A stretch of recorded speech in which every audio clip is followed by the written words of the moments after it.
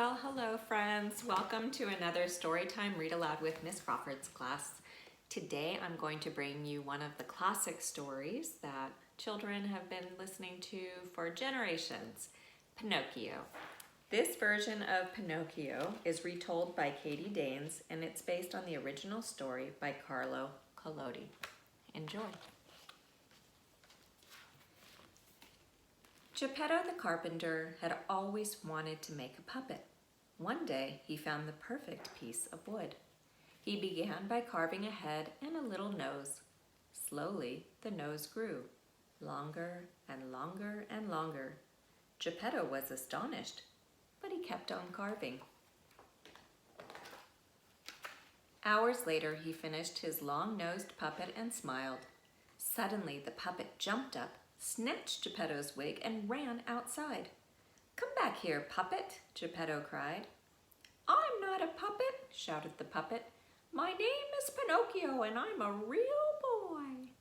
Pinocchio kept running, straight past a policeman. "What's going on?" asked the policeman. Then he saw Geppetto waving a chisel. "Stop there, old man," he ordered. "You look dangerous." "Tee-hee," giggled Pinocchio. He skipped back home and snuggled in the armchair by the fire. "Foolish puppet," buzzed a cricket. "Hey," shouted Pinocchio, "I'm not a puppet, I'm a real boy." "Oh, no, you're not," said the cricket. "You're a naughty puppet. Only good puppets become real boys." Pinocchio was lost in thought until Geppetto arrived home with some supper. Dad," said Pinocchio, "I want to be a real boy." Geppetto smiled. "Well, let's start by sending you to school." "Be good, Pinocchio," he waved as Pinocchio walked off to his first day of school. On the way to school, Pinocchio saw a crowd of people. "Are you here for the puppet show?" asked a well-dressed man. "A puppet show?" said Pinocchio. "Oh, yes." He sold his school book, bought a ticket, and dashed into the show. "Hello, puppet," the performers called to Pinocchio. Come and join us." "We're going to the land of lost toys," said a clown. "Do you want to come along?" "I'd love to," replied Pinocchio at once. The land of lost toys was one big fun fair. "Yippee!" squealed Pinocchio. "Are you a lost toy too?" asked a teddy bear. Yes," lied Pinocchio. His wooden nose began to itch. "I have no family," said the teddy bear. "Nor do I," lied Pinocchio. His itchy nose began to grow. It grew longer and longer. "Foolish puppet," buzzed a voice. "You don't deserve to be a real boy. Your poor father is sick with worry. He's rowing across the ocean to find you." "Oh no," Pinocchio sighed. "I must save him." Instantly, his nose began to shrink. "I'll help you," cooed a pigeon. Pinocchio jumped on her back and they soared to the coast.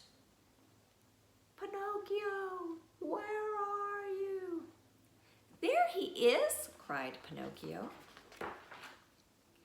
As the puppet watched, a huge wave rose up and swallowed Geppetto's boat.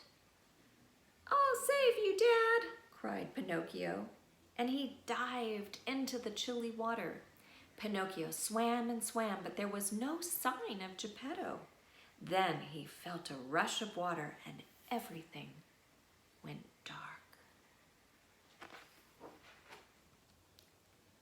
"Where am I?" wondered Pinocchio with a shudder. Peering into the gloom, he saw a faint glow. He followed it down a squelchy tunnel and stopped in surprise. An old man was sitting at a desk. Dad? Whispered Pinocchio. Pinocchio? I am sorry I was so naughty, said Pinocchio. But don't worry, I'll get us out of here. Pinocchio led Geppetto back along the dark, squelchy tunnel to the mouth of a cave. Jump, cried Pinocchio. I'll tow you to the shore. By midnight, Pinocchio and Geppetto were safely home. You're a good puppet, said Geppetto, kissing his son goodnight. The next morning, Pinocchio woke up, feeling very different.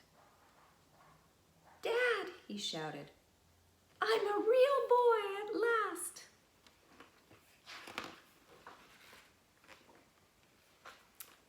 And now the real boy, Pinocchio, and his father, Geppetto, would live the rest of their lives happily ever after.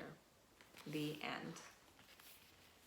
I hope you enjoyed this brief rendition of the story of Pinocchio. Subscribe or like my video if you would like to see more storytime read-alouds with Miss Crawford's class. And I hope you have a great rest of your day. We'll see you again soon. Bye.